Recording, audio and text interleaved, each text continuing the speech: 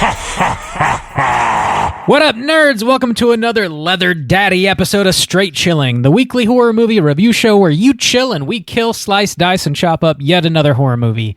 My name is Bob. I'll be your host for the evening. This is episode number 359, recorded on Sunday, February 20th, 2022. Tonight we're talking about the latest and greatest to hit Netflix, which is, of course, Texas Chainsaw Massacre, the 9th film in the franchise. Before we get to the review, let me introduce everyone else on the show tonight. First up, calling in from Washington, D.C., we got our boy, Randu. How do? Randu! I do just fine. Thank you very much. How's it going, buddy? It's going well. I'm excited to talk about all things leather and faces with you. Yeah, there should be some crossover. Just a little bit. We'll see. Last but not least, calling in from my immediate left, we got our boy, Soju. What's up, man? What up? It's your boy. Wait a minute. Stains. We gotta wait a minute or we're gonna get canceled, boys. Sally, wait a minute. Sally, wait a minute! Oh, Sally, There it she's is. gotta wait a minute tonight. Wait a goddamn No, minute, Sally. she stopped. When he said meanie, he did not mean Meanie. 40 years. 50 years, yeah. Was it 50? Okay, Yeah. 50. Because it's supposed to be saying Yeah, that's true, yeah. 1974. Woo. Oh, Franklin. He's never far from No one's our ever thoughts. accused me of being a mathematician. Yeah, no, he really, truly isn't. Randy, you love numbers. Everybody knows that. Oh about my you. God, I'm a real numbers head. You know, I Numbers crunch them. head. I spin them. crunch 'em. I do whatever I got to do with them. Really. Take the numbers and I crunch them. Well, before we get into the main event, let's tackle a little bit of housekeeping real quick. Here is your final reminder. We have a March poll pick currently posted on our Patreon website. If you support us at the $5 level or above, you get the chance to vote on a movie we're talking about this March. The theme for March is Nasty Nola, and the 3 movies to vote between are The Skeleton Key, Interview with a Vampire, and The Beyond. Bomb? Yo. How the numbers looking and what the hell are you talking about? Right. Yeah. I'll explain the theme one more time. So Mardi Gras takes place on March 1st this year. So we decided to pick 3 movies that all take place in the city of New Orleans. And It's got a death curse! the city does have a death curse. The numbers are blowing my mind, Franklin. I'll be honest with you. Really? Wow. People are still voting. Votes are rolling in, but consistently Interview with a Vampire and The Beyond are tied like a motherfucker. Still tied. And Skeleton Key, I assume, has fallen behind. Yeah, definitely way back there. All right, well, some people might have to switch it up. You never know. You never know. Wow. Yeah, you got about a week left to vote. Make sure you get your votes in before the end of February, and we'll see who's taking the cake. Who's taking the king cake, I should say. Oh shit. Yeah. Yeah. Interesting. European style. Not really, though. Not really. The monarchy is decidedly European. Not really. In other Patreon news, we dropped a brand new mini-cast this past Friday. If you support us at the $10 level or above, you get access to a whole backlog of Patreon-exclusive content. We've got 60 episodes up there now, and we just add to that every month. This past Friday, I dropped a mini-cast where I did a sort of a brief recap of the entire Texas Chainsaw franchise. And I also rated and ranked them at the end there. It was sort of in anticipation of this new movie we're about to talk about. If you guys were, getting ready to watch it and wanted to brush up on the prior 8 films, sketchy though they may be, I wanted to go ahead and provide a little content for you. So hopefully you guys enjoyed that. Something a little different for the mini-cast. Do your thing, cuz. Do your thing, cuz. That's a It's great. the loudest pump I've ever used. Holy shit. That's a Just great. blew my ear holes off. A little bonus episode there, Bob. That is jam-packed with content. Jam-packed with content. Packed with jam. Packed to the brim. Yes, indeed. So plump, so right. That's all we got for Patreon. Do you guys have anything you want to throw out there? My house is clean. Yeah, my shit's clean as hell. All right. The last thing I want to mention, here's another reminder. We have a raffle going on right now. If you want to enter this raffle, all you got to do is leave us a 5-star rating and a little review on iTunes, and you will be automatically entered into this raffle. We're giving away a Straight Chilling prize pack. It's going to have like Straight Chilling merchandise and stuff in it, but I'm also going to load it down with some really cool, just like horror-related rigatoni. Yes, a box of horror rigatoni. Just like horror shit. If you listen to the show, it's stuff that you would be interested in having for sure.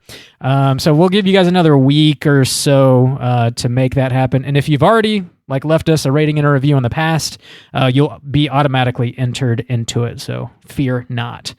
All right. I think our houses are clean. Cool. Hell yeah. This house is clean. All right, we are talking about Texas Chainsaw Massacre from 2022. Let's go ahead and kick it off with the back of the box. What's on the back of the box?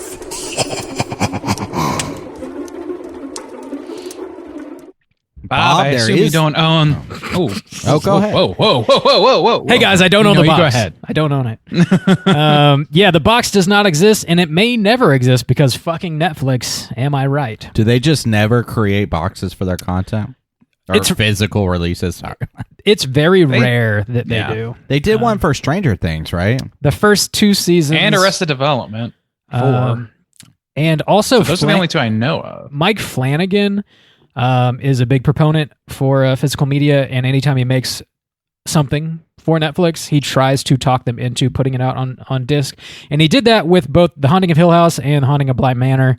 Hopefully, Midnight Mass ends up getting a physical release as well. I mean, they got to be listening to this dude now. Yeah. They're giving him enough series That because is he's their successful. staple name that I can think of Yeah. at this point. Yeah. Well, for horror, yeah. Yeah. So, yeah, I don't know. I doubt that they'll put one out for this movie, but they might. I don't know. They do on occasion. So, yeah, this movie, brand new, just hit Netflix this past Friday. This was directed by David Blue Garcia. It was co-written by Fede Alvarez, Rodo Sayegas, Chris Thomas Devlin as well. This was produced by Fede Alvarez. Stars Sarah Yarkin, Elsie Fisher, Mark Burnham, some other folks. Plot synopsis brought to us by IMDb is as follows. After nearly 50 years of hiding, Leatherface returns to terrorize a group of idealistic young friends who accidentally disrupt his carefully shielded world in a remote Texas town. Gentlemen's, would you recommend people check this out? Randy, kick us off. I think that it's going to be a pretty loose recommend for me. I think that you could, it's one of those things where you could spend your time in worse, but it's not one that I would go out of my way to recommend to anybody. No. So I guess that's a no, really. All right. Probably a no from Randy. Juice, what about you? Yeah, I'm kind of in the same boat. Not particularly. This is literally only made for Texas Chainsaw Massacre franchise fans. I think, man, that's a group that really loves punishment. Yeah. Yeah. So, I mean, if you're really just following this character, then sure. And, it might make some decent, teen horror, people kind of cutting their teeth a bit on horror and want to get into some of the bigger names, maybe, new Texas Chain. Then, I could see that. It'd be fun with it's a reasonable entry point. Sure. Sure. Yeah. How many? Yeah. Go ahead. This is the 8th. 9th. No. I was going to ask, how many people do you think count themselves among the Texas Chainsaw franchise wide fan? A few. Because we have one voicemail from someone. All right. They exist. I feel like they're harder to find than your Halloween and your Friday the 13th and Elm Street fans. I would assume there's only a handful, for instance. 69 dudes! Maybe 69 wow. dudes, yeah. I think there's, that's set up. Wow. But yeah, not particularly a strong recommend. Bob, what do you think about this new Texas Chainsaw Massacre, the third of its name? Yeah, I know. Confusing, right? I'd recommend it. Yeah, I mean, it's on Netflix, which chances are you probably already have, so you don't have to go out of your way to watch it. It's a short runtime, man. It's 80 minutes. So you're in and out, and I think it's fun enough that it warrants watching. It's it's not a game changer in any way, but I think it warrants a watch. I'd recommend it. Yeah. All right. Check it out. Game over. That sounds like not a very good recommend from the Straight Chilling crew, but we'll get into the reasons why right now. Let's go ahead and drop that spoiler warning.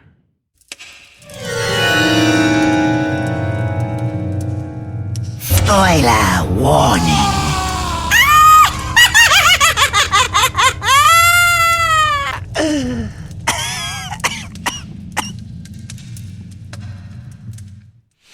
Hardesty here. Bob, you you love that shit. Yeah. Bob, you got that plot synopsis for us? I got it typed up. All right, Ready let's to hear go. it.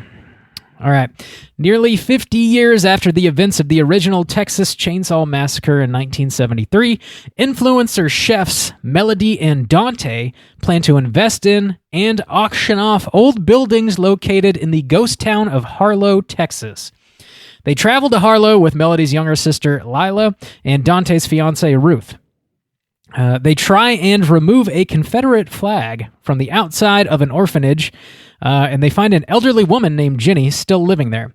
She claims to have paid the bank and says that she owns the building outright. Dante asks to see the deed, and she declines, so he goes to get the sheriff. The old lady gets upset and she becomes ill. Her giant-ass son, who is Leatherface, comes downstairs and carries her over to the police van. He rides in the back of it, and it seems as though Leatherface has just lived in the orphanage after the original massacre that happened in 1973 and was raised by this lady. Jenny ends up dying in his lap on the way to the hospital, and he reverts to his old ways, killing both police officers and causing the van to crash. He cuts off his mother's face and wears it. He then stabs Ruth in the stomach with some glass. The investors end up arriving in the town of Harlow on a bus, and they auction off the properties. Lila becomes friendly with the contractor named Richter, and we find out she survived a school shooting. Richter hears about Jenny's death and how she may still own the orphanage outright. He takes their keys until the kids can prove that they rightfully removed Jenny from her home. Melody ends up searching Jenny's room. She finds the deed for the property, proving that Jenny did own the orphanage. Meanwhile, Sally Hardesty, the only survivor from the original film, who is now a hardened Texas Ranger, hears about Leatherface being back. She finds Skip to the end. I'm getting there. She finds the wrecked van and the dead cops and Jenny without a face. Leatherface takes a cleaver to Dante's face. He gets his old chainsaw out of the orphanage. Richter finds Dante, goes after Leatherface. Richter is brutally murdered. Melody gets the keys from Richter. She and Lila get on the bus and attempt to leave, but the driver stops, gets decapitated. Leatherface enters the bus and kills everybody but Melody and Lila, who escape out of an emergency hatch in the bathroom. Sally enters the orphanage and demands Leatherface say her name and remember the pain he caused her. He doesn't and just walks away. Melody and Lila try to escape, but they are attacked by Leatherface. Sally intervenes and is fatally wounded just before the girls run him over with a car. The girls wreck and Melody is stuck in the car. Lila distracts Leatherface and Sally shoots him. Leatherface runs off into the theater and Lila follows after with Sally's shotgun. Leatherface tackles her into some water that's in the middle of this decrepit theater.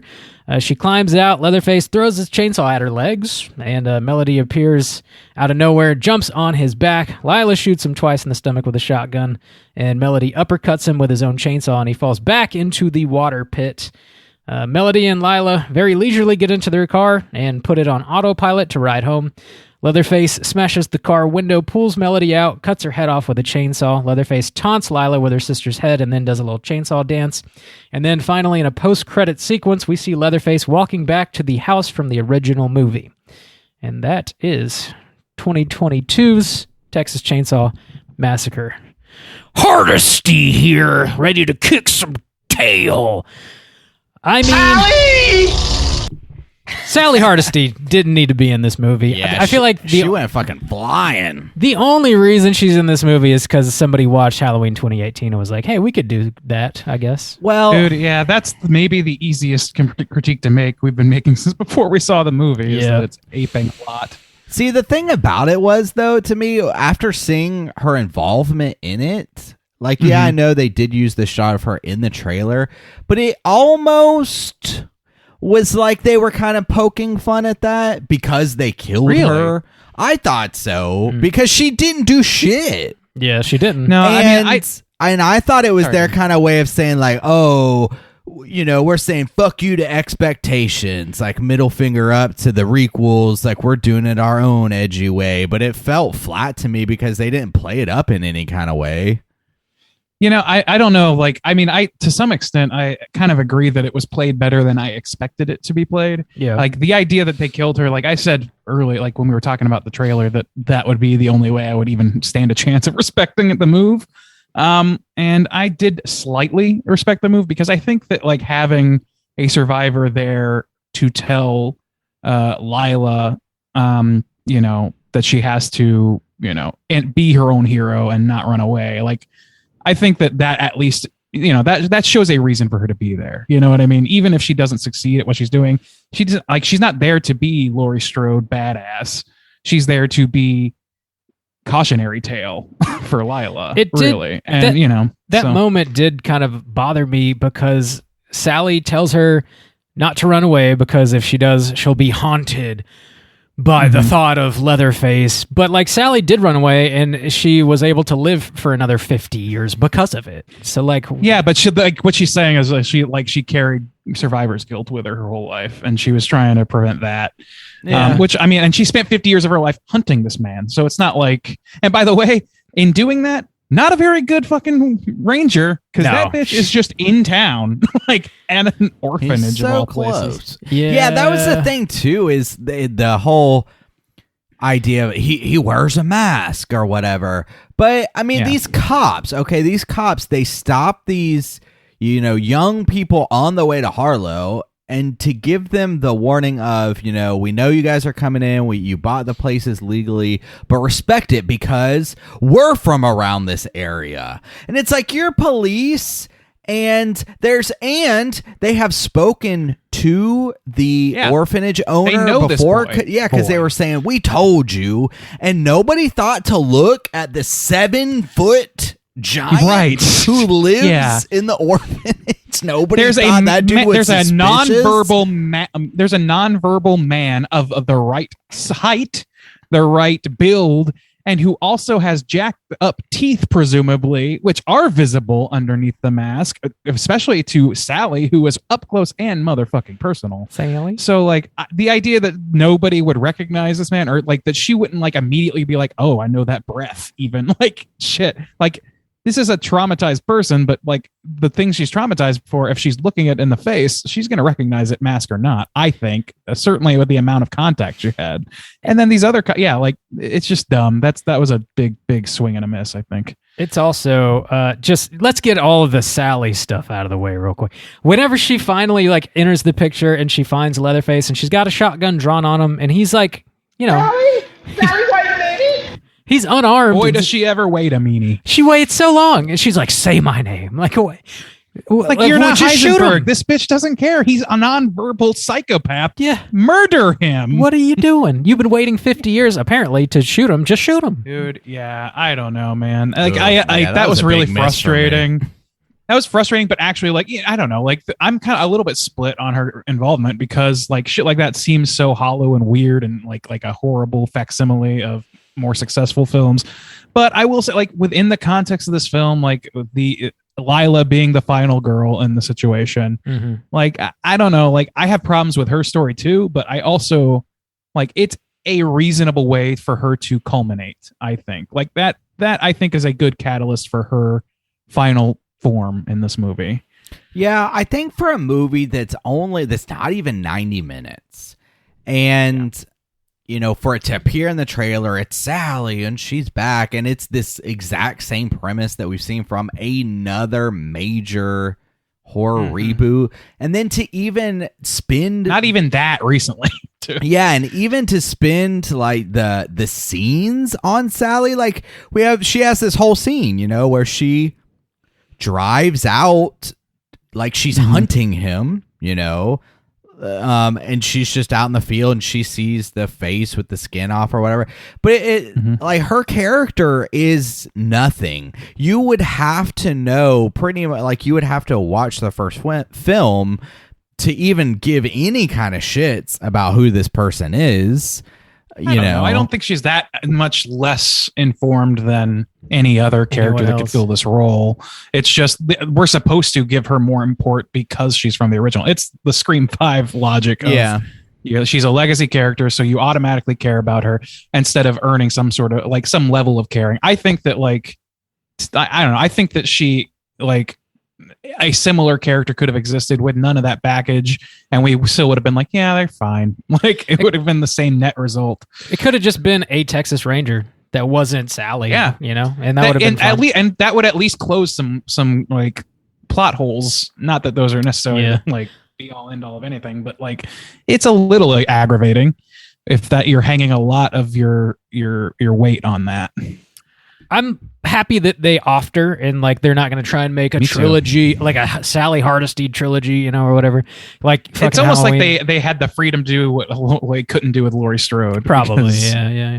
Jamie Lee Curtis is a perma fixture. They killed the shit out of her too. Like when fucking Leatherface just throws her ass like 15 feet, like. Old man strength apparently is all the rage in modern horror movies. She goes flying. Yeah, there's no time where... I mean, I guess you could argue that Leatherface, maybe he's sitting down because he's tired, but I didn't ever get that impression. And that was the thing, too. They specifically mentioned the time frame. I mean, you would almost have to argue that this dude was 15 in the original to even be under the age of 70 years old. Yeah. And he's still, he's huge to be fair, but he's just slinging people around. No problem. He's getting in car wrecks and breaking people's arms with brute strength and stabbing them with their own bones. I guess it's that time where this is it or never for you to make those kinds of movies because you can't sell that as an 80-year-old man, So it's like, well, let's do it. Sure, now, you can freeze him. That's the thing is he is though, like because this happened 50 years ago. Yeah, he would have to be 80 because like in the original movie, he isn't the owner of the store, the barbecue owner. I forget his name, but he's his brother, right? They're brothers. Maybe. I don't remember. Okay, well, I believe that all the like figures except for Grandpa or whatever are brothers in that movie, and that if that's the case, then like that dude was already in his 50s. Like, how far of a gap do you have? Did their mom have in having kids? Well, and that's the thing years? too. Is he goes to an orphanage afterwards? So this orphanage woman takes in a grown man. Right. That's a great question. I don't know. Like the thing is, like if he is nonverbal, if they see him as like ward of the state type situation, then it doesn't really matter the age. You can be tossed into an orphanage, and thank God that like theoretically that this woman was decent to people. At least by her own accord. She seemed to be. I generally speaking dug this version of Leatherface though. Like he's very huge and imposing and strong, and like the way he cuts off his freaking quote mother's face and puts it on and it's like fresh. It's like it's fucking brutal looking. And I want to take this moment here to posit something to you guys, and so that we don't have to just call this Texas Chainsaw Massacre 2022 or 22 every single time we talk about it. Can we from henceforth just refer to this movie and also this version of Leatherface as Motherface? Is that palatable? Motherface? Sure, Bob. Motherboy. Motherface. Motherface. I think it works. So since you have taken it in a new direction, we kind of covered Sally. This iteration of Leatherface, I will agree with you in a couple different things. I want to posit some positives and negatives about this Leatherface and what they're doing with this character. I do like his size. He is imposing. It gave it it rooted it in something that made some sense for this character to want to kill everybody and to have a fucked up face, to wear the mother's face. And I like this scene where he actually goes like put the makeup on and stuff like that.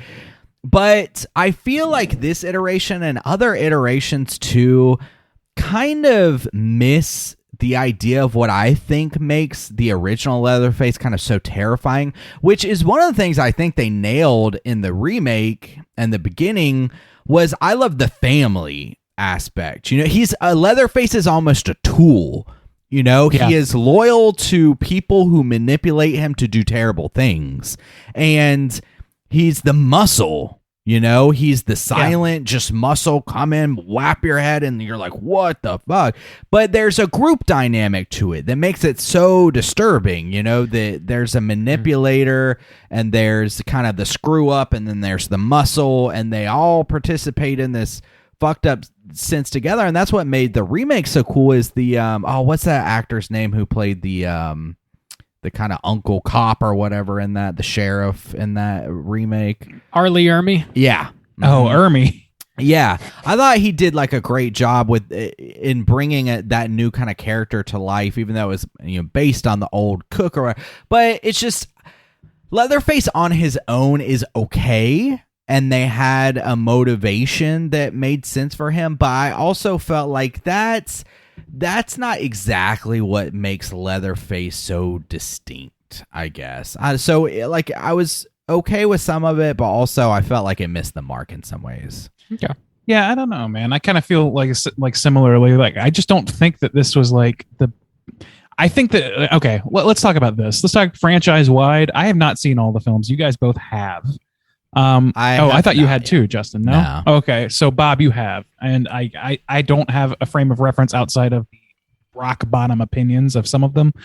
But I will say that based on what I understand about these films, I would guess, and it seems like just colloquially that people agree that this is one of the better entries and as a sequel, and I think it deserves praise for that. Like, it's not easy to, you know, pull a franchise out of the gutter, like, you know, and I don't think that this movie really necessarily succeeded at that, but it succeeded at making a at least somewhat worthy sequel, I would say. And it's just in short supply with this particular franchise, it seems like. So give credit where that's due. But like, as far as the writing goes, one thing that like seems like I'm not the only one that was bothered by is like there was some extremely ham-fisted attempts at social commentary in this that are just like, they really threw every bit of shit on the wall, and they're using like the language of having a social point of some kind, but they're not actually saying anything. It's like they're just saying gobbledygook and pretending it's the language of, you know, of social justice or change or anything, be it for the better or for worse. Like, it definitely pokes fun at, you know, city folk or whatever, which is fine. It's a city slicker type movie, like that tracks. You know, like you're an outsider here and people don't respect you if you don't respect them and all that shit.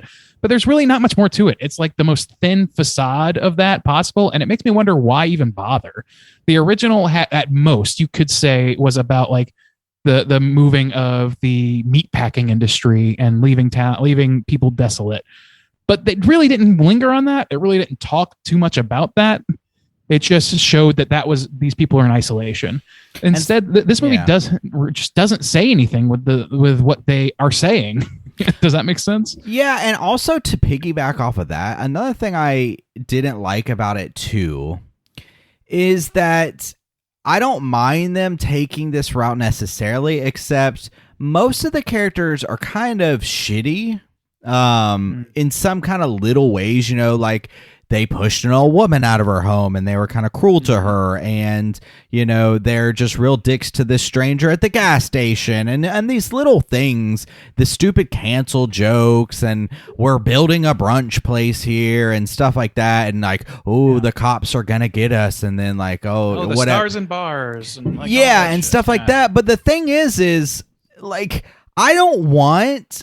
The thing about Scary Leatherface is the only person I want to cheer for Leatherface killing is Franklin. You know, like the fear of Leatherface is... I have any more fun today? I don't think I'm going to be able to take it. Exactly. But the fear of Leatherface is he's the imposing force against you. You know, you're supposed to put yourself in that state where I feel like this movie too often tries to make it a sense of like, yeah, pitting this one side against Leatherface, but Leatherface having this almost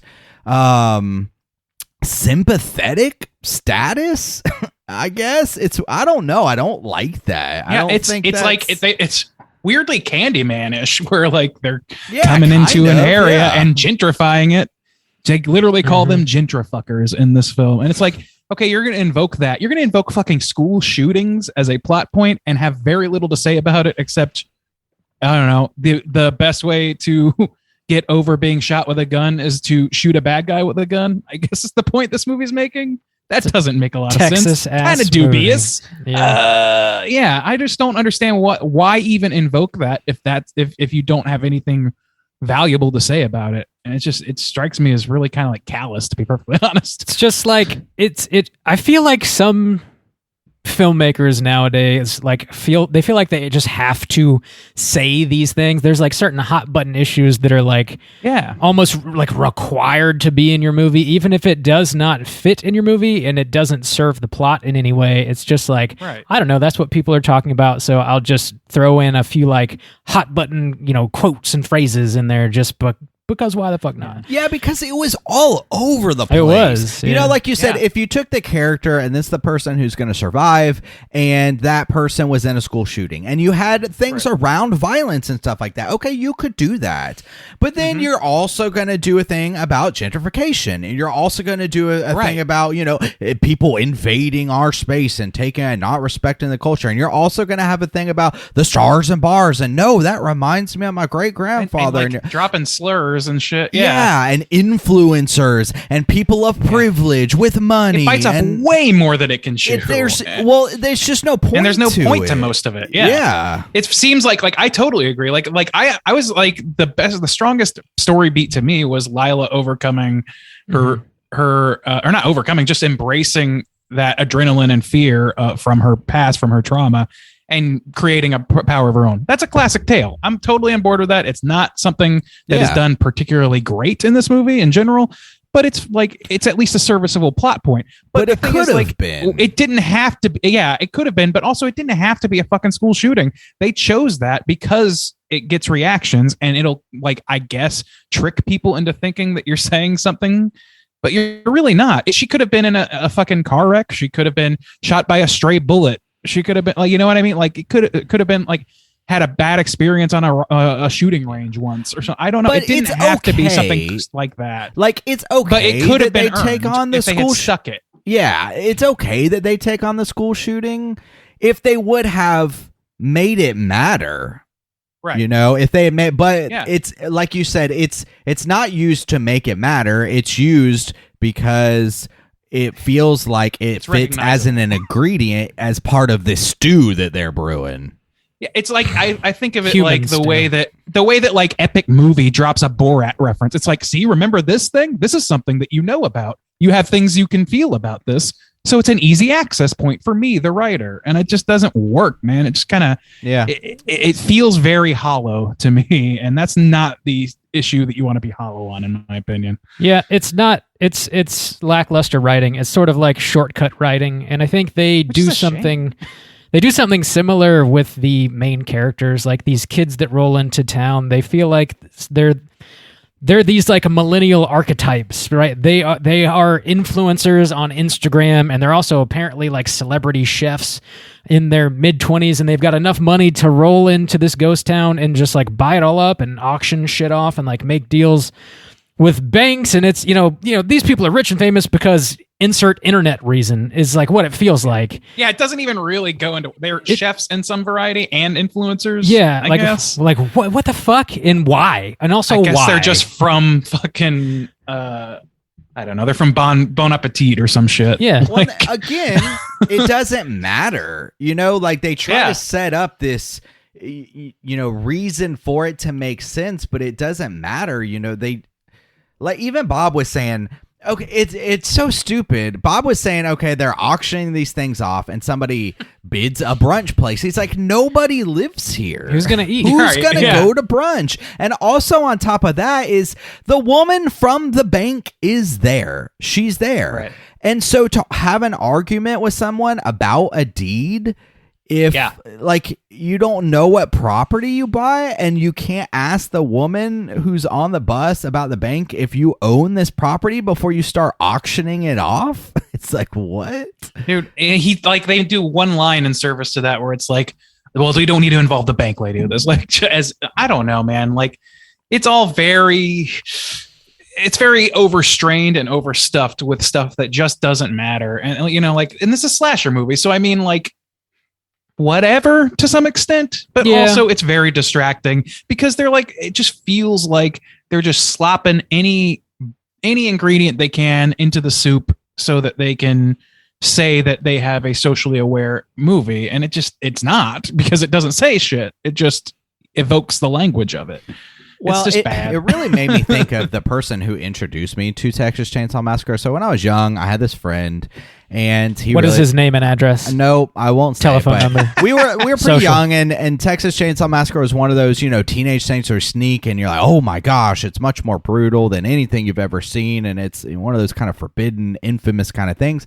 And he ended up, you know, I never kept in touch with him, but he ended up getting a Leatherface tattoo and stuff like that. But now, from what I know of him, he's the kind of person who would watch this movie, and because these things are kind of thrown at the wall like this, he would almost be the kind of person to like cheer for Leatherface to like, yeah, gut these people, you know, because, and that just doesn't feel right in a Texas Chainsaw Massacre. He's supposed to be the fear, not the hero that's triumphing. Well, this isn't. Leatherface is not supposed to be the mascot that's carrying your beliefs onto the front line. You know. Well, I mean, I think they're trying to push him. Maybe, I don't know, but like, but he's just not latter day Jason Voorhees. He's not latter day Freddy Krueger. It's not Lamb. You're not really necessarily supposed to like feel more sympathy for him than any of his victims. Like in the original, sure, they went into his house unannounced, but that is the extent of the crimes. The rest, they are just terrorized by a family of people who are comfortable killing and eating people, and that's the story. So I don't know. Like I'm not one to really like. I usually appreciate when people are trying to make some sort of point or whatever, but this one just swings so hard in so many directions.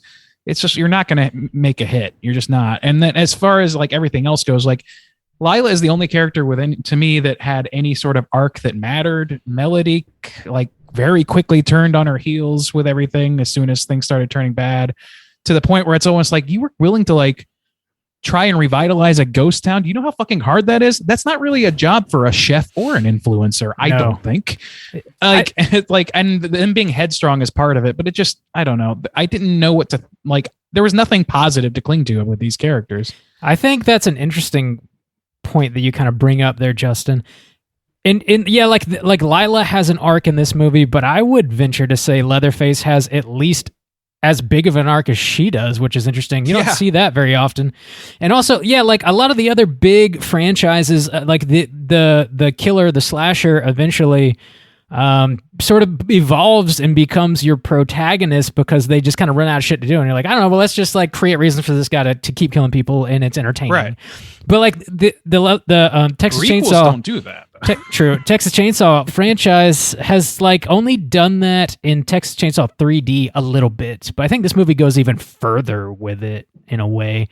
There's no like cousin throwing chainsaws at him in this movie, but I think you do your thing, cuz. Exactly. But I think you like feel even worse for him. Like, you know, when he's holding his mom's dress and he's putting on her makeup and stuff, like at her vanity, like you actually do feel for the character. You're like, oh shit, like that's sad. He misses his mom. Like, that makes sense. And our main character is apologizing to him. Yeah. Like, I'm so sorry. Like, almost like you deserve to kill us all. Yeah, it's like, no, that's not what Leatherface is supposed to be. Yeah, it's a great point. The only other thing I could think of is, I guess in the remakes, with the remake and the beginning or whatever, is they do make him disfigured. and that's why he wears the mask. And so, like, that's the only thing I could think would. But he's not sympathetic. Like, he's a monster. And also, they abandoned the entire idea of cannibalism in this film. Yeah, they do. Like, I think that's true, because actually. the family's gone, and that's what I was kind of saying about the family. It just never it's came like up. Leatherface on his own. It's just like it's an incomplete set. You know, it's like taking one of the mutants from The Hills Have Eyes, or it's just he's not the even though he's an iconic character because of his size and his mask, he's not the equivalent of a Michael Myers. He's not the equivalent of a Jason. They have always functioned as a singularity. He's so scary in the movie because the hitchhiker is so scary. He's unpredictable. He freaks you out. You don't know what he's going to do. And then there's a ringleader who's comfortable cooking people and is smarter and is able to use these unpredictable people to his whims. Like you whole have a full set of stooges. Yeah, is terrifying. But like Leatherface on his own is just like the muscle on his own. I don't know. I think you're right. Like, that's a great point. I'm sorry, Bob. Go ahead. I just wanted to try and transition into like some positives before we just yes, please shit on the movie the whole time.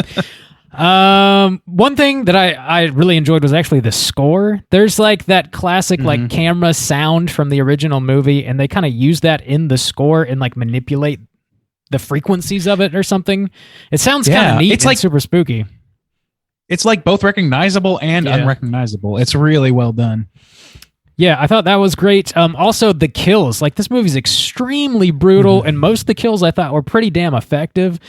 Specifically, that first one where he snaps the cop's wrist, and he gets this compound fracture, and then he slams the bone into his neck. I thought that was pretty badass. You've got the contractor who gets his leg broken with a sledgehammer and then gets his fucking skull just completely bashed in.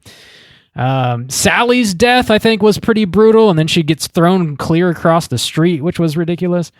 And Melody's decapitation at the end was like pretty harrowing, and of course the massacre on the bus as well. This movie's brutal as hell, and if you're into slasher movies just for like entertaining kills or whatever, I think it definitely delivers on that level at least. You guys, I totally agree with that. Yeah. But the bloody hands banging on the bus is like, that's a great moment. Like that's like, I don't know that like, the ramp up is everything I would want it to be, but it's a great moment. And like most of the kills are the skinned face of like that's in the like that Sally finds, the one that Sally finds, mom, Jenny's face. That was a very effective, like scary thing that was pretty well evocative of like that very first thing you see in the Texas Chainsaw Massacre, that little altar that they build. And like visually overall, like visually, I think that this movie does a great job. Like I think this is more in line than any of the other sequels that I have seen, because it is not quite so heavy on like the color grading to just everything yellow. There is some of that, certainly, but it's more subdued, and there's more rain in there. They involve rain in this, which I thought was a smart way of like differentiating a little bit too. Yeah. It needed to be grittier, though. Bob made a good. I said like, "Oh, this needs to be grittier." Bob's like, "It's got that Netflix sheen, which is the kind of that WB looking sheen. It was too clean, especially for a Texas Chainsaw Massacre. This just needed to be grittier. Like every scene looked way too clean. Now it was cool. One scene that, since we're talking about positives, the bus scene. I liked the light. I'm like, they didn't overdo it too much. Like if they would have done like a disco ball or some kind of raving lights with it, would have been too much. But the kind of light blue, that's just not a color that you typically see in a Texas Chainsaw film, because it's normally, like you said, those yellows, those gross like dead colors. And this like light ambient kind of blue mixed in with his horrific face was just something quite different, without being too forced, I thought. And so I did like the look, and I like the look of the town. I wish it could have been utilized more. When you go into the orphanage, when you go into the theater or whatever, the last place, or it's dusty. it's run down, and I appreciate that, but I wish there could have been some more distinct locations with that aesthetic, especially when you're in an abandoned town. And I really wish that, man, the dead sunflower setting, the fields of dead sunflowers, that was so good. And anytime I was there, I was like, that is a great look for Texas Chainsaw Massacre. But I was hoping that the girl would get out of the van and there would be some kind of chase around there. And I thought her death was kind of lacking in that sense. It was it was off screen, which I mean, but like I don't know. Yeah, she was just dragged out of the window, right? Yeah, she was in the van and he grabbed her by the neck and just put a knife in her belly. Oh, that's right. Okay, yes. But she didn't get out at all. But yeah, I think having a top down shot of like just just seeing those flowers open up or whatever, like you see the trail of the person being chased. And in this particular movie, I don't know about some of the sequels. I got to think this is not the first one that's tried this, but like there's some real chainsaw foo that could have been utilized in that scene. Like this motherfucker manages to not get hit and murdered by a speeding fucking truck by hurling this is the most resilient chainsaw of all time. I know, right? Dude, it's been stored goes in underwater. A wall. Yeah. This thing is like built to fucking last. They do not. Yeah, the gas is still good somehow. Make them like well, he put some gas in it, but does he? Okay, well, whatever. It's like I know, but there's no way. There's no way. He cuts, as far as he cuts through that sewage pipe too. Like whenever Melody's in the crawl real rainy space. moment. Yeah, it is. Yeah, he's like he cuts through like the entire fucking house, like 4x4s, 2x4s. That pipe, like butter, just like fuck. That's the sharpest fucking saw in history. I wish he had one of those to take down his palm tree. Dude, my fucking palm tree ate my chainsaw up like a motherfucker. I need a still or whatever the fuck he's got. Purely and simply evil. Palm trees are evil, let me tell you. But yeah, I don't know. Like going back to like you said, the color of the bus or whatever. Like I agree with you. Like visually, like, and this is like the thing is, it's all visual. Like the positives, it's visual. It's the kills. It's the look of Leatherface. It's all those things. Like the town, the color grading. I like all that stuff, but like, yeah, but you also have the baggage of like the reason that thing is there, the bus is there, the blue is there, is because it's indicating like here's a bunch of city motherfuckers who don't know danger when they see it because they're stupid. And it's like, okay, fine. Like I love the end result of that, which is that shot of bloody handprints or whatever and blood pooling in the bottom. Like it works, but it's just like, I don't know, man. It feels like a pretty hollow reason or hollow way to get there, I guess. I don't know. This movie has like, I feel like this movie could exist on its own outside of the franchise and be like a totally fine, mediocre and overlooked slasher. I think that this, like, I don't know. It's really hard to say that because this is like Fede Alvarez wrote this, right? Not on his own, but right. Like, yeah, he's I love Fede. co-writer, yeah, like he's the what gave me hope for this because I really do love the Evil Dead remake. Like I really think that's a great film. I think that it did, wonders with that franchise, but they also didn't. The only thing they kept in that was the fucking cabin and the demons. So, I mean, they didn't have the same baggage, I guess. And this one, they really tried to make both. I don't know. They tried to have their cake and eat it too. They tried to mimic, maybe at Netflix's request or whatever, mimic Halloween 2018 as much as possible. It just kind of falls apart, honestly.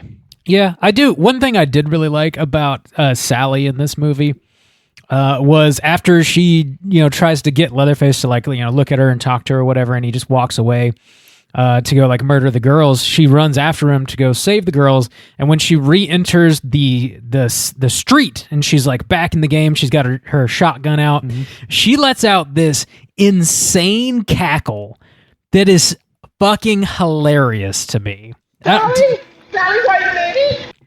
Yeah. we were waiting a minute for Sally, and Sally showed up in a big way with her fucking cackle. I don't know. That I got a huge kick out of that, and then shortly after she gets murdered. But. See, I kind of wish I kind of liked that moment. Bob was laughing, and so it's kind of hard to tell like how crazy she played it, like if it was too over the top. But I like the idea because when we last see Sally, if we're taking it as this character, she should be fucking going insane. Yeah, you know, she's going insane, and so. Even the idea of like, oh, she's a hardened Texas Ranger. Right. I didn't want to see that Sally. If Sally's going to be in the game, I want her to be as nuts as Leatherface made her, you know? She should, her role should really be, like, I don't understand that either. I'm totally with you. Like, the idea that Sally would not only have recovered, but become this hardened Texas Ranger instead of like a babbling mental patient is like, that's insane to me. Like, I could buy it with Lori, because what she went through was not like, it was bad, but it was not nearly what fucking Sally went through. Sally, you could watch her sanity leave her body in that movie. It's crazy watching her go. And so like, yeah, having her be like this hardened, like grizzled, tough person that like is gutting her own fucking pigs now. What did she like turn? Yeah. Like, is she in the family? What is happening? She's living in the house. Needed Apparently. her. Yeah, she's living in the fucking house. Was she? I wasn't clear on that. I was like, man, she decided to live in this fucking very similar house in the same area of that she was terrorized in, that she was not even fucking from. I think so, because that's where Leatherface was heading at the end of the movie. Motherface. Is it the same place? I couldn't tell. Motherface. Honestly, they're close enough to where you're probably right, but I just wasn't sure. Yeah, I think I'm pretty sure she was living in the house anyways. Yeah, I don't know. This movie opens up with like sort of like a recap, like of what happened in the first movie. That was badass. It's kind of like a documentary playing on a TV screen in like a little convenience store, and it's selling all these tchotchkes with like chainsaws on it. So it's almost like, you know, it's like local legend what happened, and people are like kind of cashing in on it a little bit. Sure. I thought that was a smart way to sort of introduce this movie as being a direct sequel to the original, and like. Recapping who Sally Hardesty is and all that very quickly. I like the idea. You know, where that's people more or less how they covered it. Like, that's more or less how they introed the original movie, is with a badass voiceover exactly like that. Well, so I loved that. I thought it was cool. And you know where people have fucked up time and time again with these sequels and not being able to recapture just how gritty and kind of scary that first one is by not making a Texas Chainsaw Massacre that's fucking found footage style. Because that would be the perfect look and aesthetic and fearful running and shit that you would see from a Texas Chainsaw movie. Why has that never been the avenue that anyone's taken? I don't know, man, but I think you're probably right. Like, that's the part of the thing that you were talking about, like the sheen on the Netflix sheen, you're calling it. Like I wasn't too bothered by that, but it is very obvious. Like, this movie, of all horror movies, should be about, it should look like burnt out fucking Super 8 footage. It really should. Like that, what sells the original part of a big part of that is that it looks like archival footage of something that happened. That's why people were convinced that it was real. Like, I don't know, man. This movie does not even, like, and most of the sequels don't even, like, maybe all don't even remotely try to capture that. And it's such like a shame to me, especially in a post found footage world. Like, you're totally right. Like that is a method that could have worked for this. And I'm a sucker for found footage. I know that most people aren't, and I know that it's big day has probably come and passed for now. Yeah, you gotta play to your strings, and it's a prominent, you know, respected subgenre within the horror realm that just matches that particular franchise and this villain perfectly. And if no one's ever done it. Then at least use like footage that is evocative of that. This movie doesn't even try to do that. And I feel like some of them maybe do like one or two shots. Maybe the intro card, the title card, has like some like, you know, janky shit going on. Doesn't even have to be necessarily found footage. Just needs to have like the gritty Super 8 feel and the vignetting and all that sort of thing. Well, even I thought about it, but even you making that comment, like, oh, the intro was badass. It's like, that was 2 minutes worth of footage. And some of it, like where it came from and stuff, is going to be in trivia, but it's just like, people respond to that. Like, it's nothing particularly special, and it's probably easier to do in some ways. It's just like, Just do that. That's what looks good for this. And this franchise, kind of at the core of that, maybe to some extent, is that this franchise or the original film kind of has a Blair Witch problem, wherein it's like part of what sold that movie and what made it a hallmark based of horror on a true story. Was the based on a true story aspect of it, which nobody's going to buy now, and we know that. But you could at least let us kayfabe it, for Christ's sake. We don't like having it be overproduced or that is contrary to what sold the first movie. And if you're not even going to try to give us the opportunity to engage with with willful ignorance of that and just try and enjoy it for what it is, as if it was real. I don't know. We don't need to we can intellectually know it's fake and still engage with it as if it's real and have that sort of reaction to it. That is the whole premise of fucking pro wrestling. Take it from Mick Foley. It's real, Randy. We all know it's real. Okay. I think the last negative I kind of have for this movie, personally anyway, it was one of the lines that Lila drops, where it just takes the whole her surviving a school shooting and just really rubs your face in it in a way that doesn't particularly serve the movie. It's she's being chased down by this lunatic in a mask, and she's I was supposed to die in that shooting, but I survived, so death has followed me here, and it's just a little ridiculous, and I think it mishandles the real life subject matter. Monsters. It totally fumbles. It's just I don't know. We need to reference things that people are talking about. So we'll throw that line in there. I don't know. Death has come for me. And even talking about all my classmates are they expect me to become an inspiration like them, but I'm not like them. It's you could if you might as well have I'm shocked they didn't just say David Hogg in this fucking movie. It might as well have. It's just very it's gruesome in a way that you don't want any movie, even a horror movie, to be. It's man, that's a real thing. That'd be do you really want to play with something that's still very much a problem and very with no reason to? That whole arc could have been accomplished in a different way, but they made it all about guns, all about fearing guns and reclaiming guns as a powerful tool or whatever. And it's did people come to this movie for that? No, they didn't. No. I mean, I'd be more scared of a chainsaw after seeing this, personally. But, again, I'm fine if you can do it capably, but this movie just doesn't. It just doesn't. Yeah, it doesn't. It doesn't need to happen in the franchise, but if you're going to do it, you better do it well, and they don't.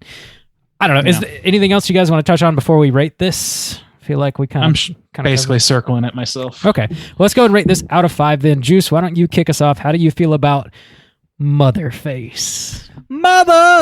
Okay, so unfortunately this movie does have more negatives than positives, but I'll just kind of go through both of mine. I think I covered my ideas generally pretty good. So positives, I'll start with positives.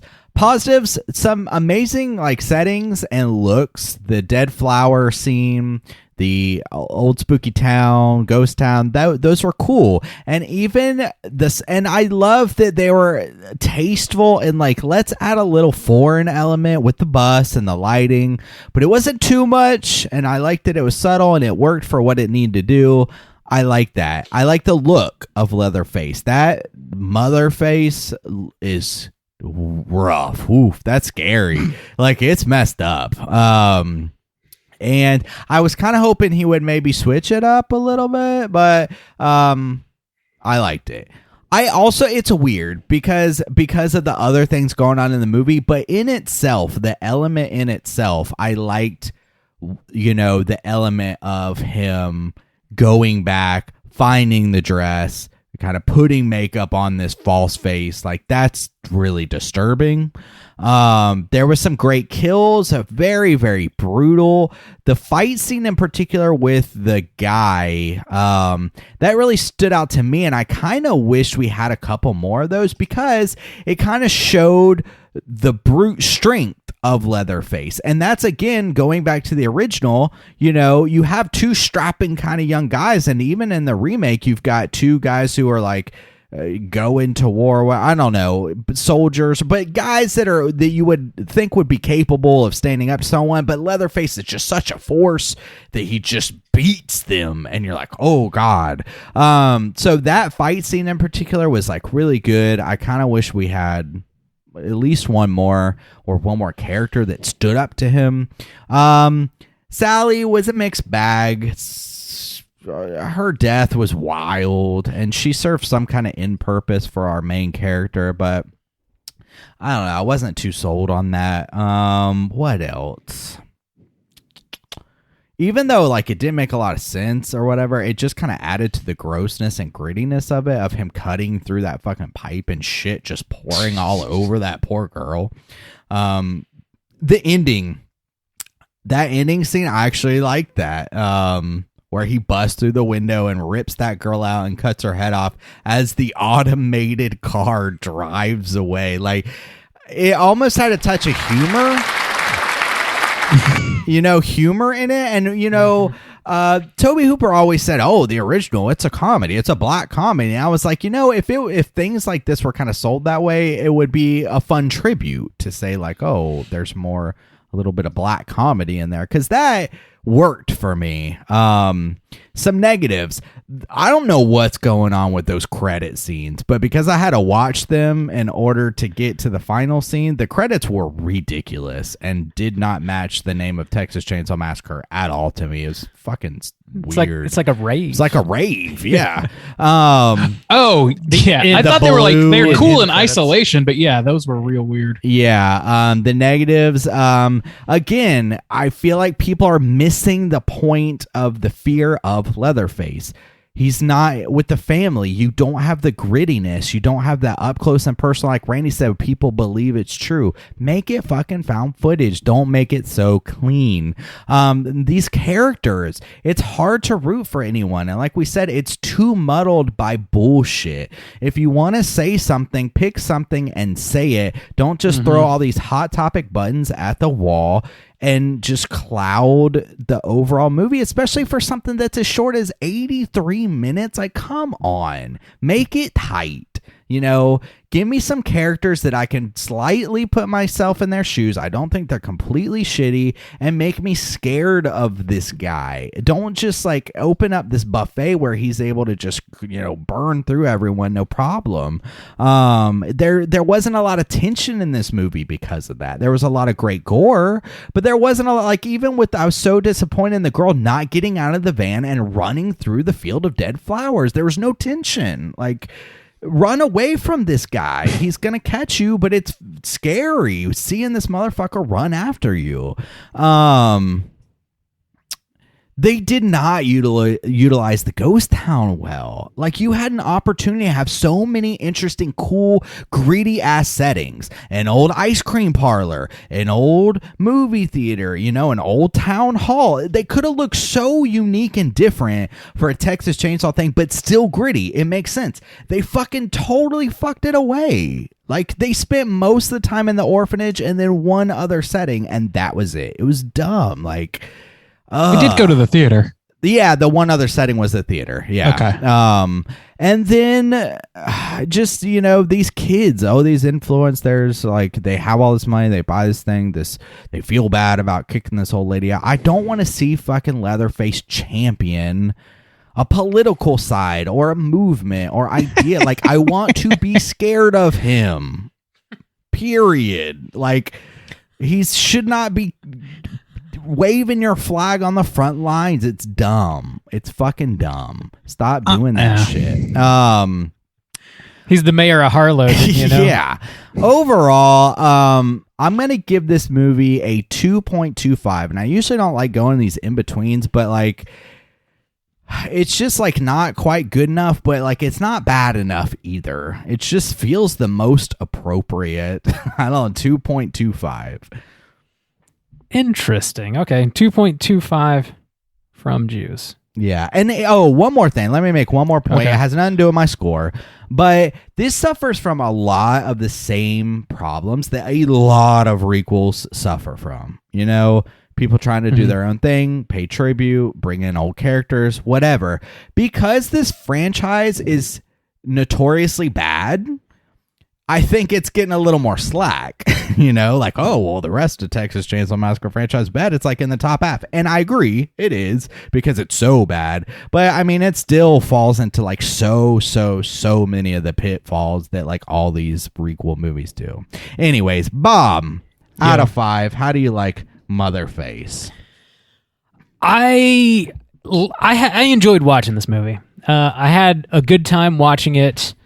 There's plenty of like blood and guts on the screen. It's a nice tight runtime. It doesn't linger too long on anything, and it like jumps into the action fairly quickly. I dig all that stuff. I think Leatherface is extremely imposing and terrifying. The way he gets his fake face, his mask is fucking gruesome. I like all that stuff. I love the setting. You know, like you mentioned, it's the ghost town is underutilized, unfortunately. The massacre on the bus is incredible. The score is like very ominous, and I really enjoyed it. These characters are stupid. I don't like these kids that roll into town. They're not super likable. And you know, we already mentioned they touch on it's like a greatest hits of hot topics, and they mention them all because why not? I don't know. These kids are just sort of like I said, millennial caricatures, and it's like this sort of shorthand of a way to create characters and situations, and it comes off bad, I think. I think it's not a very well written movie, but I think the craft is there. I think most of the acting is pretty decent. I think this movie looks well made, even though it doesn't look gritty and nasty like you might want a Texas Chainsaw movie to look. It does look good, though. I don't think it looks bad. It's got some cool ideas, even though it's sort of like cribbing on Halloween 2018 with Sally Hardesty. She comes back. I mean, she even like resembles Laurie Strode and has a similar like way that she carries herself, and like, you know, like Laurie Strode in 2018 isn't exact. She's not a literal Texas Ranger by any means, but she knows how to use a gun. She's been training herself, you know, in isolation for decades. So like it's almost like the exact same character. It's not just the same idea. It's almost the exact same character, which is kind of annoying. However, they do kill her, so I think they bring her back, and they don't. She doesn't overstay her welcome. She serves her point, and she dies. I don't know. This movie isn't great. It's still one of the best in the franchise for sure. I'd probably rank this like 4 out of 9, probably. I'm gonna do something similar that Justin did actually, and go with like a weird in between ranking on this with a 2.75 out of 5. So we'll balance each other out tonight. I think that's all I got. Randy, how do you feel about Motherface? Yeah. So, I mean, I've been ragging on this movie pretty hard. So starting with the positives, you know, I have to talk about this movie in isolation. So on its own, this movie is a serviceable slasher film. It has good kills, I would say are pretty good kills, some good set pieces, some really like great visuals to it. And I would say that it's relatively scary. I think it's a pretty good slasher for somebody who just likes slashers. You know what I mean? But it's also a Texas Chainsaw Massacre movie, and those things are. It's not as if that's not evoked. This isn't a script that they just threw Texas Chainsaw Massacre over. It's supposed to be tied in and deeply, and it doesn't work on that level. It does not evoke the original. It's not. This movie does have one major improvement over the other sequels that I've seen, in that it clearly loves the original fucking Texas Chainsaw Massacre. It clearly has a love of the material. Bringing back Sally is both a Craven thing, but it's also, I think it shows. I think some of that like recitation of the original is a genuine love from these writers and this director towards that original. But that's not enough. It's not enough to just love the material. I love the original Texas Chainsaw Massacre, but nobody's going to give me millions of dollars to fuck it up like this. And that's with good reason. Like, you have to also approach it from a smart angle. What did people like about the original? It wasn't that it talked about gentrification. It wasn't, and this is like, that's a thing that for me is interesting to say, because I hate it when people are like, oh, they went and made this movie political. Because usually that's just, people who are upset because there's a black person in a movie. And it's just a shame that that's the case. But on the other side, like, this is a movie franchise that has been almost entirely apolitical from its inception. And if you're going to inject some sort of culture war shit into your fucking movie, first of all, dangerous move. Second of all, you better fucking nail it. You cannot just throw shit against a wall and watch it smear down the fucking side. You have to fucking nail it. And this movie tries to have its cake and eat it too. It really tries, like, it just doesn't pick a lane. It has a serviceable chance at, commenting on violence in our culture, or on gentrification, or on maybe racism, but like, there's not, like, none of those things are done justice in this at all. They're just things that are brought up so that you in your lizard brain will be like, I recognize that, and I already have a feeling about that I can unbottle and pour onto this movie. It sucks. It just kind of sucks. Let's see. And the Sally is a badass. I just don't see it. I don't see this character as getting to this point. Laurie Strode, I can see. She was a teenager who was attacked. She grew up real goddamn quick, and she had to fight back using whatever she had or whatever. And it was like dude with a knife who, ran away. Like, at least in the 2018 version. That's not what happened to Sally. She was fucking tortured. A corpse man sucked her blood from her fingers. Like, what? That's not something you bounce back from and are like fucking suddenly Jodie Foster in Silence of the Lambs. It's not something that happens. So I don't know. Like, I just don't fucking see it. It feels craven. It feels like it was like partially like, oh, we love the original, we got to do this, and the requel breakdown in Scream 5 kind of made that bare. Is that like, yeah, okay, it's to give it legitimacy. But I do think that they love the character. I just think they kind of fucked it up. They just I think her inclusion is fine, but it's not done well. She should have been a harbinger. She should have been somebody, this should have been about a documentarian going to fucking find Leatherface, the side of this, or, like, it should have been a Netflix fucking documentary film crew that could have been movie podcasters, and they interviewed Sally. Not podcasters. I think that I agree. Like, I think that was honestly kind of what they did in Halloween 2018. I think it worked. That was something to me that worked. Is include like making this like, oh, it's just something. It's a true crime thing. People are just into this sort of thing. It's a true crime. Therefore, true crime aficionados might go out and try and film this abandoned place. And whoops, Leatherface is still here. Yeah. Like, that works. This fucking mess doesn't. So I've talked too much about this already. So like, I'm going to say that weirdly, I'd already decided that I was going to give this a 2.5. So I think I kind of nailed our centerpiece here. It's just not great. It's serviceable in isolation, but you do not want to actually consider its place in the Texas Chainsaw lore, in my opinion. All right. Well, with Randy's 2.5, that's going to make our aggregate a 2.5. Let's jump into our Rotten Tomatoes segment and see what the critics and users think about Motherface. Certified. Dead. All right, ladies, gents, and otherwise, we have here our Rotten Tomatoes segment in which I'm going to have these two gentlemen guess within the best of their abilities what the aggregate scores are on RottenTomatoes.com, both critics and users. So we're going to start with the critics here. The critics, there are 90 critic reviews here. What percentage do you guys think were positive? And I'm going to start with Bob tonight. Bob, what percentage do you think were positive out of that batch? I am going to echo the straight chilling score here and go with a 50%. 50%. Okay. Justin, how about yourself? Man, this is real tough, especially with that, because critics, I don't know. I don't think they're going to like this, but I don't know by how much. I guess I'll take the under and take a 45. That's a smart move. 45. Yeah. We'll see.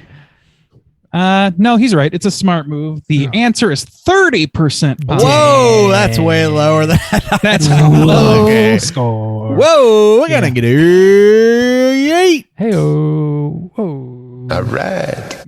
And now we're going to go over to our critic score, or our user score, rather. There are over 500 ratings for this, so not a ton, but certainly more than the critics. Let's start with Juice this time. Where do you lie on the spectrum here? I think What it'll do be you think the higher. fans do? I think it'll be higher than the critics. I think that's mostly going to be the case with any Texas Chainsaw film. Okay. I'll go 55. 55. Okay. Bob, where are you at with it? I'm going to go with the under and take a 50, please. 50. Ooh, you're riding that middle hard. Mm-hmm. And you know what? It's going to serve you well this time. It's a 37% from the users. Wow. Nobody's digging this particular film. Yeah, we rated Well- it higher. We were more generous. I think that it's very obvious shared DNA with Halloween 2018 really sours people's opinion of this Yeah. one. It was immediate for most people. That was I a noticed. gamble, and I don't think it really paid off. No. No. Not really. No. The critics' consensus reads as follows. Texas Chainsaw Massacre doesn't skimp on the gore, but Leatherface may have irrevocably lost his ability to terrify. I mean, that's not really the thing I would have focused on I as the don't problem. know, man. It's just like this should be one of the scariest, iconic horror, people, and there was just hardly any tension in this movie. They need to play it closer and smaller scale. I don't know. There needed to be more chases and tension. There just wasn't. I kind of agree with that. He's just Yeah. The melody getting a face full of doo-doo was the closest thing we had to that. And that scene kind of blew, to be honest. Like, it just Yeah. wasn't scary at like all. if that girl had gotten out and run through the field and she It wasn't scary. That was so Sam Raimi. And like, to your point, like if this was a horror comedy or whatever, like Tobe Hooper posits, I would argue against that personally for the original. Of course, yeah. But like, yeah, in this one, it definitely feels like a comedic beat in like the climax of your movie. Like, I don't know, man. It's Dude, not good. That's a face full of like granny and mother face doo-doo. That's raw. That's raw. And it just doesn't serve any fucking purpose. Except, doesn't. I don't know. Like, and I know it's senseless violence or whatever, but that's not even violence. That's senseless doo-doo caca, nasty laugh. Ha. That doesn't fucking work, buddy. That's not the movie or the time of the movie for that. It's not the move. Okay, let's read some negative reviews, and there are ample in this case. Sometimes they're funny. Let's see what they have to say. A remake could have been fun if it had been made with vision or at least an appreciation of the original. If that's grade A beef, call this one Rancid Veggie Burger. Boy, that person really went around their asshole to get to their elbow with that one. Let's see. Randy. The actors try their best to navigate an unfortunate script, but nothing can save this Netflix movie from caving under the weight of its irrationality. I don't disagree with that. Let's see. It's not very good, though the kills are good, but it's sturdy and satisfying as a genre film, and to ask more of a slasher sequel just wouldn't be fair. Yeah, it would. I don't know, man. Yeah, this it would. movie is asking us to give it more credit than that. Yeah. It's trying to get more credit than that. So I don't think that tracks. It's not like this is fucking, Leatherface in space. Then we would know that it was an irreverent take on this thing. This movie's trying to be very reverent. I would watch Leatherface. I would watch that so fast. Sounds so much better. So much better than this. Yeah, I'd watch that shit. Colony on Mars? Yeah, bring it. Oh, yeah. Harlow Mars. All right. You could have the same color grading. Just saying. All right. That's it for Rotten Tomatoes. Fuck them. Fuck them. All right, let's jump over into some trivia. It's totally time for trivia. All right, I'm jumping back in control this week. Thank you. So we were talking about the beginning of this film and a couple things. the same narrator, or the narrator who did the voiceover for the first film, is the same one who did it in this film. John Larroquette. He narrates this film as well as the first film, or the intro. He's a very famous comedic actor, by the way. Oh, okay. Though I didn't know that. The footage used Night Court. Okay. The footage used at the beginning of this for the intro is actually unused footage from the original film. So there you go. That's badass. Yeah, that's dope. pretty cool. Yeah. In the scene where Dante goes to remove the flag, Leatherface is actually sitting in the room in the corner in the shadows on a chair made of bones. So, I did not know. That's dope. Yeah.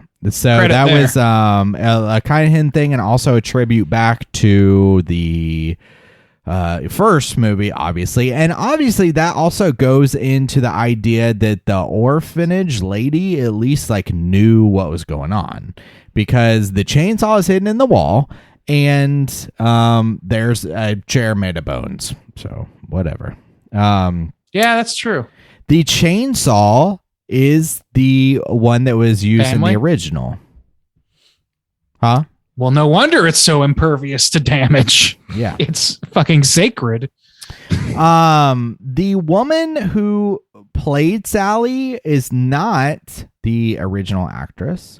Let's see. Sally, however, in this film, she is played by Olin Foray, as the original actor Marlon Burns tragically passed away on August 5th, 2014. Okay. Did you say Marlon Burns? Maryland.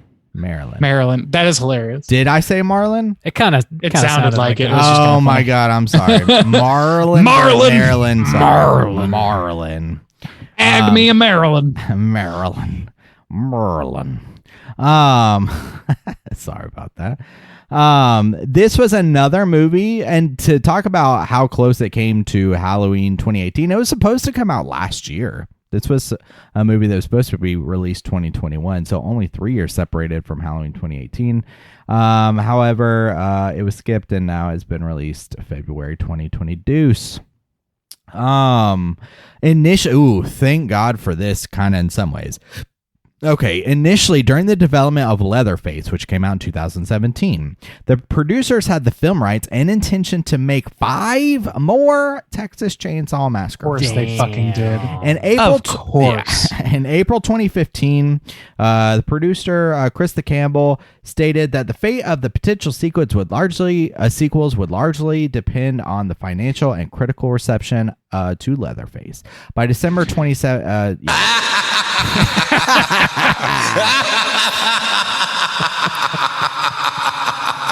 by December 2017, due to the amount of time it took to release Leatherface, and in August 2018, it was reported that Legendary Pictures had entered preliminary negotiations to purchase the film rights to Texas Chainsaw Massacre, with the studio intending to adapt television and film installments. Oh my God. What is happening? Yeah. Make something fucking original. Fucking use the money for original shit, please. This is not going to work. All right, we're going to play... Not every fucking... Oh, God. Sorry, go ahead. Oh, okay. We're going to go with... let's play a game for the kill count in this. I'm going to take it upon myself to do some addition here, because whoever wrote this trivia is fucking stupid. Oh, I see. I know why they did that. Okay, never mind. Okay. How many people do you think were killed in this film? How many people died? Died? Yeah, Like, how many people died? Including the orphanage lady?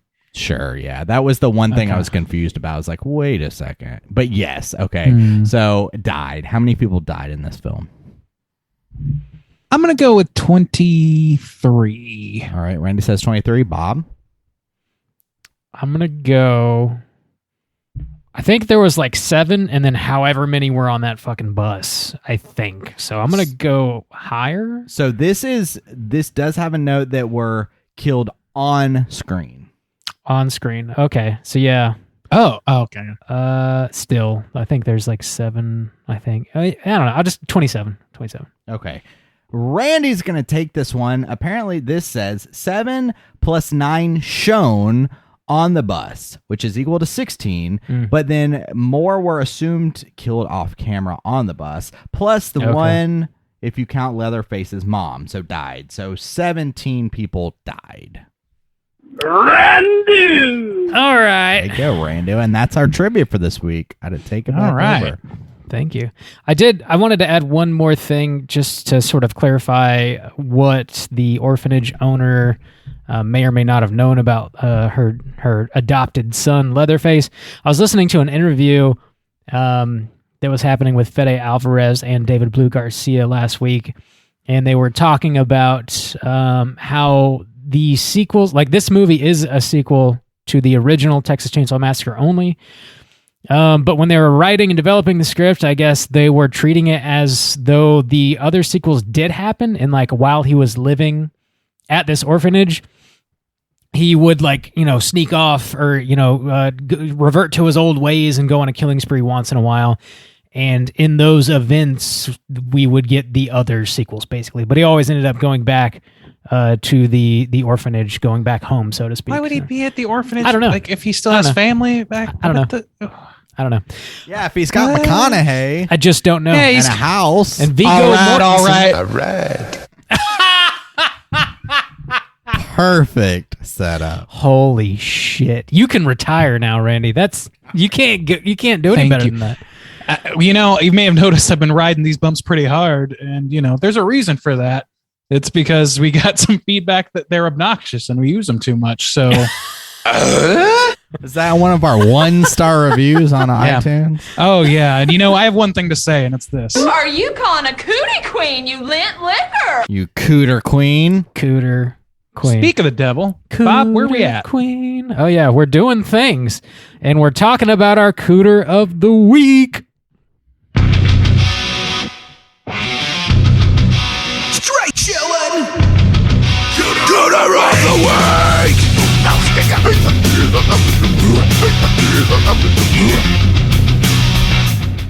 Mother stains. What is a cooter, and why do we hunt them? Cooter is a character type and a straight chillin' excludes. Cooter must hit 3 of these 5 points to be considered a cooter, and we want the cooter with the most points. The 5 points of cooterdom are sexual deviance, manipulation, smug arrogance, overall looking attire, and overall patheticness. Boys, do we have a cooter in Motherface? Oh, I don't know. Nobody's immediately jumping out at me. Yeah, same. I don't know that anybody's going to fit the bill fully. You know what's kind of crazy is there's not in the franchise as I remember it. There's not a whole lot of sexual deviancy in the Texas Chainsaw Massacre film franchise. Yeah. Well, you don't fuck your food, Justin. In part 2, there definitely is, but that's yeah, that's true. Actually, Yeah. that's very true. But Good just point. in general, in the overall film franchise, not that prevalent. yeah. The original, I don't think there was nothing particularly. really comes to mind anyway. But yeah, I don't know. In this movie, there really isn't any sexual deviance to speak of. Manipulation. Do we have any manipulation going on here? I mean, you could. No, I don't even want to argue that. It's just not really there. Think so. Yeah, I don't think I so really either. don't think so. There's some smug arrogance on pretty much everybody's part, except for Leatherface. Of all people. Yeah. The police, the Dante, Everybody. the Everybody that doesn't live in that curly-haired- orphanage is smug as fuck. in this Yeah. movie. Yeah, that's a fair point, actually. Patheticness? Is anybody... Yeah. I don't know. Maybe the dude who said you're gonna get canceled, bro, or whatever. Yeah. That's just a doesn't even pathetic have a name. threat. Yeah, that Yes. guy. That guy. That guy's our cooter. Maybe. Book him. No. Yeah, I don't know. Looking attire. We got Leatherface, so looking attire He's is wearing covered his for him. mother's face. Yep. Yes. And- yes. What? So did she say? Let me take this moment to clarify. Did she say, "Don't go into my room"? Oh, because I was gonna that's ask where about he that. kept his chainsaw. Is that what? Maybe. Was I was she trying to kinda figure out why trying to, she like- said that. Was she trying to like impass like one more moral thing onto him? Like, Maybe. I think don't maybe, go back yeah. to your old ways. Don't blame them for my death. Because she was trying to play the Maybe. sympathetic kind of character. Like, I've taken in many troubled people and really helped guide them on the way. And she's like, don't go into my room. And it did seem like she was kind of playing that sympathetic, like, you know, don't blame them for my death. And even like with the stars and bars, it was like, oh, please no, it just reminds me of my great grandfather. You know, like, I don't know. That's how I kind of took it. No, yeah, I agree. I think that there's like, I don't know. I don't know now that you say that. I thought that was Leatherface's room that they were in, but I don't think they maybe ever go into Leatherface's room. I think maybe that's all the elderly lady's room. And maybe the chainsaw is why. But if that's the case, why have it? Why have it? Hiding a murder weapon, maybe? Yeah. I don't know. I thought that could be But- it too. I mean, you know, chainsaws, at least they're not supposed to be indestructible. Yeah. I think you could probably put that in a trash compactor or at a dump compactor, and it would be gone. Like, I don't know. Yeah, I don't. Maybe I'm thinking too logically. I don't think this movie has a Cooter. I don't think so. agree. Cooter free. It's very scattershot, all these points. Yeah, for sure. All right. Motherface is Cooter free. Let's go ahead and jump into what we've been watching this week. Hey gang, what you been watching? Randy, why don't you kick us off? What you been watching, man? Okay, I've watched, you know, not nothing. There's quite a list here, so I'm gonna go quickly if I can. I ordered and watched several Jackass properties in preparation for the new film, which I also watched, and I had a fabulous time with just about all of it. It's fabulous shit. It's great. That new movie, like, I'm so glad that Jackass is being like widely embraced like it is right now. It just warms my heart because I don't know. The two of the founding members of this podcast, the twins, Ross and Jack, they kind of like reignited my love for this franchise way back in the day. So credit to them. But like, yeah, we've been watching this, you know, pretty much intermittently for 10 years, 15 years. And then, of course, back when it was new, I was watching it. And every time a movie came out, I would watch it. So I was very stoked to see it get its day. And I hope that these new guys get to keep continuing. They were pretty cool. I finally got to watch Rick and Morty season 5. It's all on HBO now as of, you know, a couple weeks ago or whatever. And I think it's still pretty good. Like, I enjoyed it pretty much thoroughly. I didn't have an episode that particularly put me off. It seemed like a lot of people did, but I didn't. I thought it was all pretty good. The Two Crows episode was fabulous. I keep using that word. It was great. Trying to break out the thesaurus here. I watched the first episode of Cuphead's show, which, as an animation dork, I was very excited that they were going to do this sort of style. Where's that out? On Netflix, right? It's a Netflix original. Damn, yeah. I haven't even seen that. It's Shit. the animation is good. It's not nearly as good as it was in the game because it's not actually hand done. Of course, as a show, they need to streamline it and computerize it quite a bit more. And so I don't begrudge them necessarily that, and they still keep it evocative of that style, that early 20s, you know, not 20s necessarily, but the early style animation. But the writing is it's pretty much just a standard kids cartoon with the Cuphead veneer over it. So that's a little disappointing. There were a couple chuckles, but that's about it. Maybe it gets better. I don't know, but I'm not super inclined to continue to find out. I watched An Evening with Tim Heidecker, his stand-up special, which I think I've brought up here before. It's very funny. It's still very funny. It's where like the whole bit for the whole fucking show basically is that he is a terrible right-wing version of himself that keeps fucking up and like he does this, like, for example, he does this extended bit where he's like, yeah, I'm going to do something where I'm going to put my note cards away and I'm not going to look at them and I'm going to do comedy without a net. You guys up for that? Yeah. Okay, great. And he puts his cards away and he can't think of fucking anything. And then he convinces them all to... Where can you watch that? I watched it on YouTube. I think it's really, you know, just there for people to watch on YouTube. Yeah. I got to watch that. That's interesting. It's fucking fabulous. It's like, he's done this character before in like small bite-sized shorts or whatever, but he did a whole fucking stand-up special for it, and cool. It's great. Watched I finally got to watch a movie that I was very anticipating and didn't get to be on the cast for, which was Nightmare Alley, and it's fucking great. That is like a real movie. You guys remember real movies? holy shit. I was like, this is like Should a go back story and listen to our there's cast characters on it, and Randy. I don't know any of these people. None of these people are dressed up in fucking spandex. This is great. It was fucking great. Anyway, and then last but not least, my internal like core child was accessed this week when I was walking through a big box store and happened upon reissued Beast Wars action figures. Hell yeah. Which, my God, like I beelined for them from like 5 aisles away. I just like instantly my eyes were drawn. And buddy, they got their money out of me. I spent way too much money buying an Optimus Primal action figure as a fucking 30-plus-year-old man. Dude. I understand. What? I understand that. I vibe with you very hard. We bonded early on as children over fucking Beast Wars.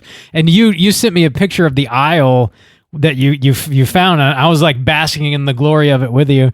But the funniest part of that story was like what Becky thought Optimus Prime was called. What was it? Oh my God. Becky was trying to mock me for spending so much money on toys or whatever. And Becky was like, oh, like, what's his name? Gorillathon?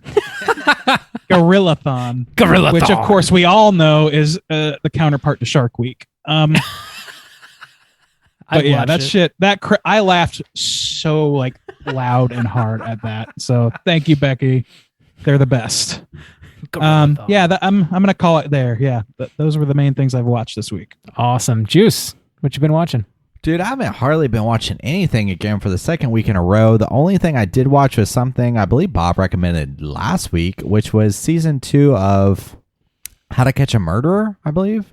Catching Killers. Catching Killer, whatever. Yeah. Thank you. Catching those killers, then. And it was only 4 episodes. BTK was one of them, and there was this one about Bob had mentioned going into this underground cannibal black market, and I was like, oh my God, that was the one that kind of really piqued my interest. BTK too, because I just watched Mindhunter. And it was wild. It was pretty good because they are super short. They're less than 30 minutes, I believe, each episode, so it's super easy to burn through them. And like Bob had said before, it's not it's not as exploitative as some true crime stuff can be, because it really is just like an interview with the people involved in the police procedurals. Like, so I don't know. It was pretty interesting, and I really dug on it. That cannibal one was nuts. The BTK one was pretty nuts too. That was the one I felt like, man, there's a lot more here, and you could really make this like a whole series. Yeah, you can make that its own thing with multiple episodes that are an hour long. So, but it was still interesting to see it from that point of view. Like I said, just because I did just watch Mindhunter, and that is a character that's kind of referenced a lot in there. So yeah, but that's it. That's all I've been watching. Rob, not Randy. Rob, what you been watching? Ready to go again. A few things. None of your business. Yes. I've been watching None of Your Business, and that's how we end the segment, just like that. I watched Free Guy over this past week, which was pleasant enough. I didn't love it. I didn't hate it. I think my biggest takeaway from watching Free Guy is that I am just old. That's what I got from it. They're definitely like referencing video games that I don't know of, and there's like, YouTubers and Twitch streamers and internet personalities on there that I just don't know who they are. And I was just like, okay, well, I've aged out of being able to fully enjoy this movie, but it was fun enough. Ryan Reynolds is charming as he always is, and it actually had a baller soundtrack. There's some pretty dope music in there. Yeah, it's fun enough. I started watching Fringe. Watched the first 2 episodes of the first season, which I guess I don't know a whole hell of a lot about Fringe, but it's produced by J.J. Abrams, and it's kind of similar to the X-Files, I guess, so far. The whole show deals with like fringe sciences. So they like the first episode is it's about this like some sort of chemical agent that was released on an airplane, and all these people their skin turns translucent, and it basically starts melting off, and they all die. They got to figure out what's going on. It's a real party. They have to utilize this like deprivation chamber and like LSD to like communicate with somebody who's in a coma to like get information from them to help solve the crime. And it's just like, it's pretty out there, but like it's got some like gore and some sci-fi stuff going on, but it also leans into the comedy because like one of the main characters is this genius man who's been in a psych ward for the past like 17 years, and they sort of like released him to help work on this case. And the shit that he says is like very insightful and also just hilarious and weird. So I've been enjoying that so far. I guess the last thing I'll talk about was this show on HBO called Chillin' Island. And Justin watched this with me too. Chillin' Island on HBO. And it's just about this like random group of people on an island. I guess, well, they're really in the desert on this first episode. They were not in an island. And there's like a featured musician on every episode. I think there's 6 episodes total. And there's just like, I think they're mostly hip hop artists. The first, well, I don't even. What it was fuck? Young Thug. Young Thug, was that? So are the 3 other guys the main characters, and they're joined by different artists every week? You've seen as much as me, I guess. It was weird. It was just like 3 bros hanging out. It starts with them flipping their dune buggy, and then Young Thug pulls up in the middle of a desert on a helicopter, and then they just bullshit for the next 30 minutes. Like they're just talking about like they're obviously the stars and snakes, sand, and Adam and Eve. Just bullshit. Is this a written show or is this like... it is not written. Oh, okay. I don't know. It's narrated over though. It's It's like narrated over. Yeah. So it seems as though they get people together and they hang out and like talk about stuff. And there's this dude that rolls up with like a van full of snakes, and he's like showing them all of his snakes and telling them about it and stuff. So I think they just filmed a bunch of footage and then edited it and then had somebody narrate over top of what they're doing and saying. So it's like it's weird. Well, it's weird. It's I don't know about the narration, but the rest of it sounds like, maybe an interesting podcast or something. Yeah, it's bizarre, and I don't. It's something that I think like kids who like to smoke, or like teens who like to like smoke dope or something. Children too. who like to get fucking hammered. I don't know. Would just be very entertained by it, which we promote. We're all about that. I don't know. It was bizarre. Chillin' Island is on HBO. Check it out, especially if you like to token joke. It's probably geared towards that, like Justin mentioned. That's what I've been watching this week. Let's go ahead and jump into our last segment, which is, of course, our Hotline Screams. Hotline Scream.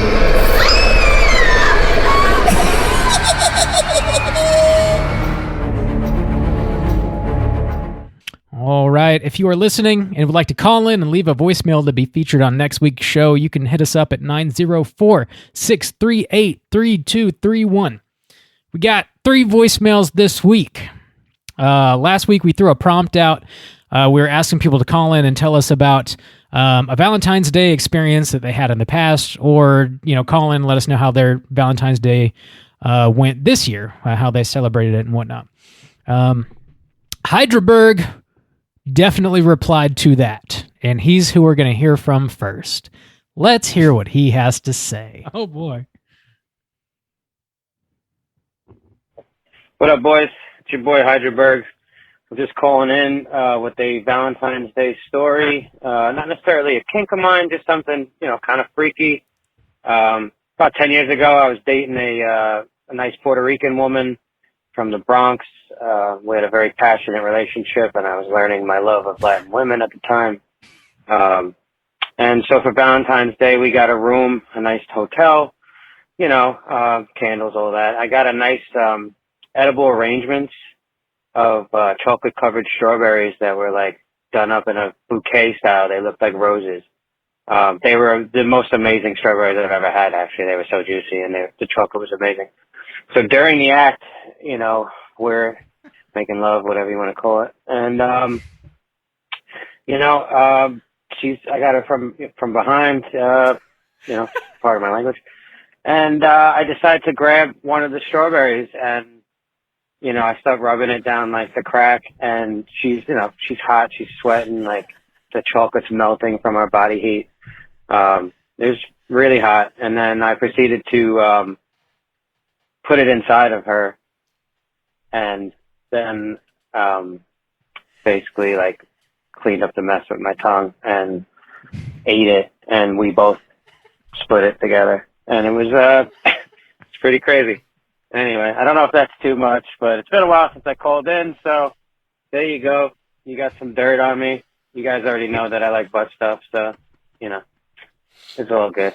Anyway, also I just want to thank all three of you guys for coming on A Cut Above recently in the past couple months. It means a lot to us, like you have no idea. And, it's just fucking amazing that we have a podcast now, thanks to you guys. So keep up what you guys are doing, because you're touching people's lives. Dude, these boys have lost their shit. The fact that ended with a shout out to us. Like, thank you guys for being my known associates. Yeah. Bob turned into a middle school boy. Also, I cannot believe, dude, I can't believe that I have had this bump for like over a year now. The hydropercocin that goes like such. She licked my asshole a little bit. And you had this story the whole time. God, putting the cart before the horse. Hot That's story, foreshadowing. Heidelberg. I give you Thanks credit for on calling in that the one. Hotline Kinks, my guy. Big thanks. I loved watching Randy react to that. That was that was my favorite. That's what was killing me. Randy was doing the Vince McMahon meme.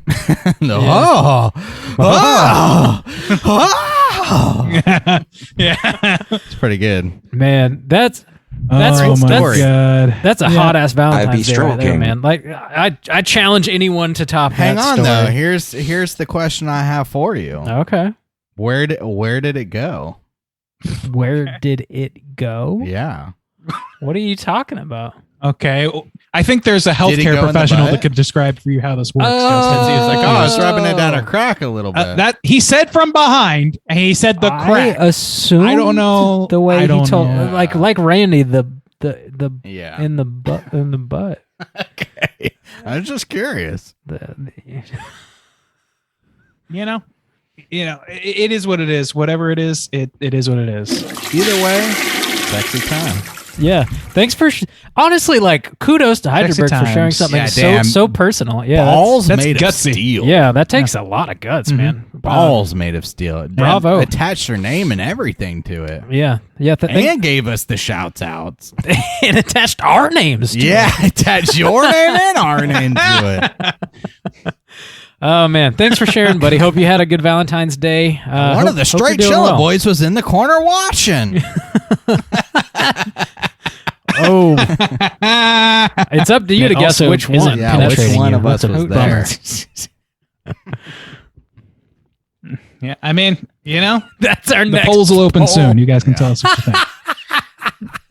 The poll pick is Who's the who likes voyeur to of the watch? straight chilling crew? Oh, man, that's a loaded question. We got two more voicemails. Next up, we're going to hear from our boy Nate. Let's hear what he has to say. What up, nerds? Hey, it's Nate here. Wanted to call in and get my thoughts on the new Texas Chainsaw Massacre 20 Deuce Deuce. A bit on the franchise overall as well. The OG's one of my favorite, if not my favorite, horror movie of all time. Just always kind of liked the franchise since then. And Leatherface as a character just kind of intrigued me. This one, I've been hearing a lot of bad things about it or whatnot, but to be honest, I think it's one of the best in the franchise. I slotted it as probably the third best movie in the franchise, behind the OG and the 2003 remake. But I thought it was pretty much everything a fan of the franchise like me it kind of wants out of a Texas Chainsaw movie. I think it had some of the best gore of the franchise. The OG famously didn't have hardly any gore, but I think this was, the gore is brutal, is over the top, and I thought it was well done. But they almost in that way too. They kind of almost, I think, captured a little bit of what Tobe Hooper was going for in the original, and even the second one a little bit where he said he kind of wanted dark humor or whatnot. I think they kind of captured that a little bit in this movie, just with Leatherface just going on a rampage, slaughtering a bus full of city folk, in just a obscene way. I don't know, it was a lot of fun. The whole Sally storyline, when I heard she was in it, I wasn't thrilled about it, but I had a perfect vision for what they could do with that, and they almost nailed it. They drug it out a little bit too long with her going in and trying to get him to remember her and everything. It's bitch, he's not going to remember you. It was a regular Saturday when he killed your whole family. He didn't need any of that. But they almost nailed. My perfect vision for it was the running gag in Treehouse of Horror 5 when Willie tries to come in and immediately gets an axe in his back every time, and just is oh, I'm bad at this. That's what I wanted out of Sally, and I almost got it. It was I can't tell you, I was openly rooting for Leatherface when he killed her. That was fantastic. But like I said, I think they checked all the boxes. You just out of a Texas Chainsaw, you don't need to think about it too much. You just have a great Leatherface, huge guy. The mask looks. All right, he cut off, and here's the second part of his. If I have any more fun today, I don't think I'm going to be able to take it. All right, thank you very much, Great Nate. reference with The Simpsons. Actually, yeah. Yeah. I think that's more or less what we talked about, when we were talking about how they could do Sally differently than Lori and make it worthwhile. After having watched the trailer, it was kind of that thing where it's and I guess they kind of did do that. They could have hammed it up by killing her off, but they still gave her some pomp. They gave her a little bit of pomp, and could be. I don't know if that's necessarily a bad thing or a good thing, but I'm glad that she was killed. I think that they did right by the character by doing it that way. And I don't think her I think you said it's true what he says about it's just a normal day for Leatherface to kill and eat your family. He doesn't care about you. That's more or less where Halloween 2018 landed too. They just instead made Sally the central character. Yeah, and I think Nate's pretty spot on with reminding us all that this is definitely one of the best Texas Chainsaw movies ever made. It's at the end of the day, it's not a perfect movie, but I'm glad it exists, and I'm glad to watch it. I'll probably revisit it at some point in the future. If nothing else, it's it's an enjoyable sort of body count movie. If nothing else. Yeah, and I think my rankings might fall in line with him because I'm not as big on 2 as many people are, and so I didn't like the comedy of that one, so I think I would probably rank it the same. It's probably third on my list, which is not great for a 2.25 movie. But third on my list too, but I would put, I would probably go 1, 2, and then this movie. So I think it's third for me as well. It is what it is. I'll tell you. I don't know that I would rewatch it. I don't know that I would rewatch it necessarily, but I think that it's, like I said earlier, it's a serviceable slasher movie in isolation from its franchise. And within its franchise, it's one of the better ones, but its love for the original is not enough to make it an actual qualified addition to that franchise. Does that make sense? It doesn't add anything to the stew. It at best evokes for sure a little bit. We've been serviced by it. It's serviceable. Right. Thanks for calling in, Nate. Always good to hear from you, man. Especially good to hear from someone who considers himself to be a big a stan of the franchise to hear what you have to say. Appreciate your thoughts on that, man. We got one more caller to hear from. It's our mystery caller. Let's hear what she has to say. What up? It's your boy, Mystery Caller. So, sorry I haven't called in. I only listened to the episodes of movies y'all have covered. Sorry, wow. I only listened to the episodes of the movies that I have watched that you guys cover.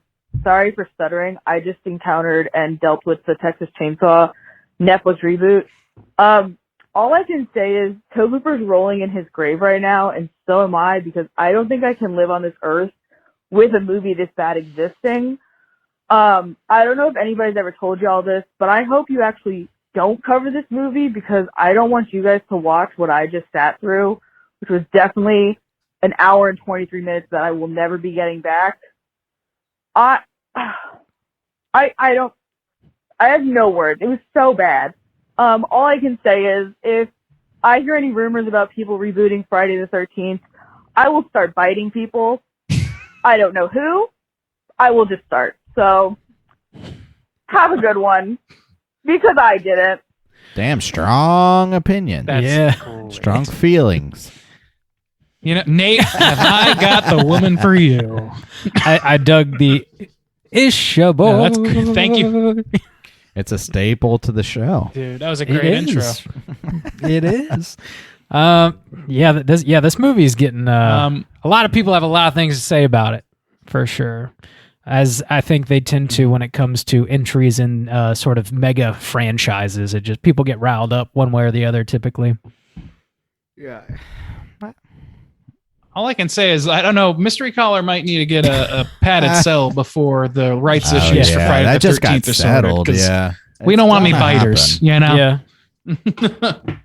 Unless, of course, it's a kink. Then it's as long as it's consensual. It's been like 13 years. It's a consensual kink, then hey, baby, bite it up. You know? Yeah. Well, they did try and reboot Friday the 13th once, and they did that one remake, and I think it was 2009, maybe. Mm-hmm. But then they didn't make anything around that. So I mean, and that wasn't terrible. It was fine. Like you said, it's sort of like it was fine. It had a king Cooter in it. I don't know. It's fine. It was notable for that. Like most of these tend to be, you know. Yeah. Just make something new. It's okay to make new things. But it wasn't great. But it was fine. Chrissy Orlando of the franchise. Thanks for calling in, Orlando. Mystery Caller. It's been a minute since we heard from you. I don't know. Wash the memory of this movie out of your brain with Texas Chainsaw, the original, or part 2, or maybe the remake if you're into that. A good reboot, perhaps. I don't know. Again, if you guys are listening and want to call in, leave us a voicemail to be featured on next week's show. You can do so at 904-638-3231. Do you guys have any prompts you want to throw out there for next week? All right. I do. Are you team Nate or are you team Mystery Caller? Where are you falling on the spectrum? Maybe what do you're you in think between. about this Maybe movie? like, It's fine. It's fine. Maybe you're one with the straight chilling crew, and that's right fine. down the That's middle, all good. 2.25. Nope, 2.5. Sorry. Yeah, 2 point something. Yeah. Yeah. Feel free to call in. Let us know how you feel about this movie. Also, if we got any challengers to Hydraberg, call in. Let us know about your Valentine's Day situations. And Randy's flexing on camera right now with his opened it, Randy? Gorilla-thon. Big mistake. Dude, I'm not a... Yeah. You got to This play is not with a it. resale. You got to transform it. If you don't transform it, Do you even Gorilla-thon, Gorilla-thon, bro? Own it? Seriously. Do you? You don't Gorilla-thon the ever. best. I love my Gorilla-thon. Your gorilla thong? Dude, Randy, they're making... They're making another Transformers movie. It's called something of the Beast, Year of the Beast, or I don't know, something about beasts. And I'm wondering if they're going to bring some of those characters into it. They've teased it several times. Man, I would not be shocked. Yeah. They're clearly tapping into this market again, so I wouldn't be surprised. And I'm fully prepared to be disappointed by that movie. Transformers: Year of the Gorilla-thon. Yeah. It's so fun to watch that show to see where graphics like that were at the time. It's so wild. Dude, that was in really fucking late impressive. 90s, like 97, and 98? And Reboot Ooh, yeah. 97, Was it? 98. Wow, Maybe yeah. even 96 I love that even. shit too. Possibly. Great. I used to wake up at 7 o'clock on Saturday morning to watch that. Yeah, they even had that other one where they went back to Hell yeah, me Cybertron too. Beast Machines. Machines, Yeah. Uh-huh. Yeah, Beast Machines. It was all right. Yeah, but it's still, it's got still some of the same love. Yeah, I watched it because it's better than nothing, I guess. But Sure. It's all right. Yeah, thanks for calling, everybody. That's going to do it for us this week. We're going to be back next week with a brand new show as always. We're going to be tackling our final You Pick the Flick of the first quarter of 2022. We're going to be talking about a movie called Get Duked from 2019. This one was chosen by Matt. Slam Get Duked into your eyeballs and get ready for next week's show. I did a quick search for it, and it is on Amazon Prime currently. There's probably some other places as well, but it's definitely on Amazon Prime as of right now. So check that out. Get ready for next week's show. Until then, please rate, review, and subscribe to us on iTunes. You can follow us on Twitter at STR8_chilling, on Instagram at Straight Chilling Podcast. You can send an email to our website, straightchillingpodcast.com. If you want to join in our daily Slack channel conversations, just hit us up on one of those social media outlets, and I'll send you a link so you can join in on the fun. And until next week, as always, all you mother truckers, please keep chilling. I have any more fun today. I don't think I'm going to be able to take it.